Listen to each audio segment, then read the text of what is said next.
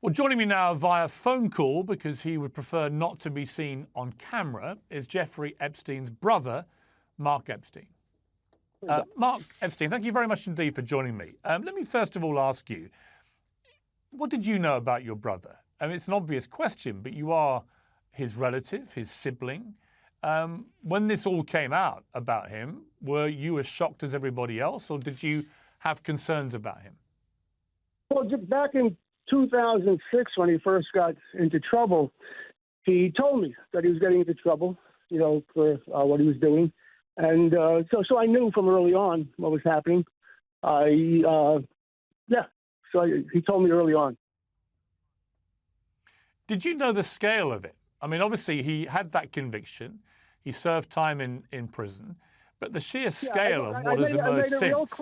I made it real clear. I'm not discussing anything about my brother and his charges against him. I have nothing to do with that. I wasn't involved. I have no more information. The only thing I'm interested in discussing is the circumstances surrounding his murder.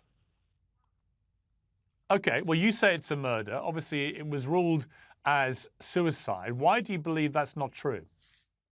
Well, first, the actual pathologist who did the autopsy did not determine it was a suicide. They couldn't. They said it looked more like a homicide. But on the initial death certificate, on the cause of death, it said pending, meaning pending further investigation, which is proper. And then a few days later, Bill Barr claims it was a suicide. And then the chief pathologist of New York, who did not see the body, claims it's a suicide. So the question becomes, what investigating was done in a matter of days to make them come out with that determination? And it turns out that because it was called a suicide, there doesn't seem to have been an investigation. Because if you declare somebody died by suicide, there's really nothing to investigate.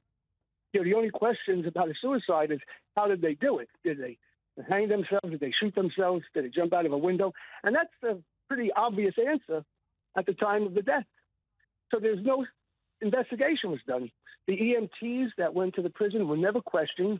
The hospital personnel were never questioned. We can't seem to find the medical records. We can't get the 911 call. If this was a suicide, why are all these things hidden?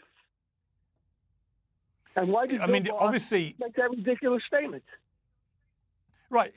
Let's talk about the night that your brother died. He was found hanged. What is it about what happened that night? That's what was reported. So tell me why you think that what happened that night is so suspicious.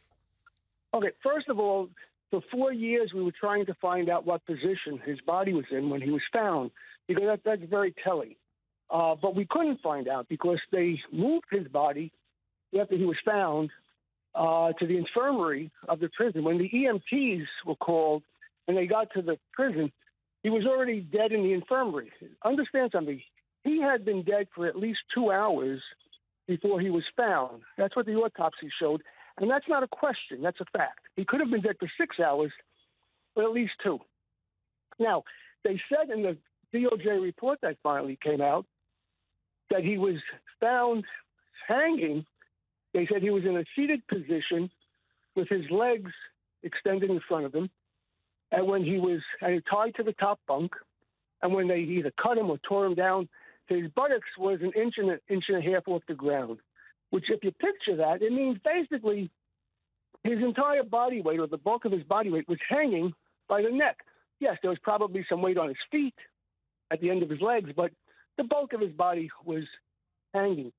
So the mark on his neck left by the ligature is in the middle of his neck and goes straight back.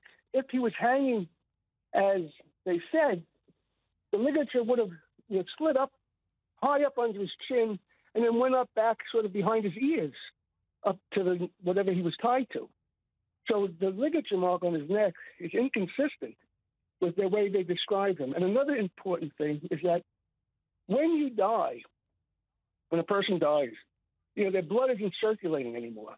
And what happens, the blood starts to settle in the body to the lowest point. Gravity just takes the blood through the tissue. So you get a pooling of the blood under the skin, which is why they tell you to never move a dead body, because they can tell a lot of things. If you find a dead body laying on its face and the back has this lividity, this pooled blood, that means the body died on its back and somebody eventually turned it over. So if you picture the way they describe Jeffrey as hanging, well, he should have lividity in the back of his legs and in his buttocks, which was the lowest part of his body. Okay, let me ask you this. If he didn't take his own life, who do you think took it? Who killed him, in your estimation? It's a good question. You know, Bill Barr said that no one went in or out of the tier, so he concluded it was a suicide. But there were something like 11 or 12 other prisoners on that tier that could have went in and killed him. Now, if another prisoner killed him, it's sort of why would they go to the extent to cover it up? You know, it's like if you remember the case of Whitey Bulger, he was in prison and he got killed by 3 other inmates. Well, they got the guys and they prosecuted him for killing Whitey Bulger in jail. If it was just another prisoner that killed Jeff, why would they not just find out who it was and prosecute him for murder? There doesn't seem to be a reason to cover that up.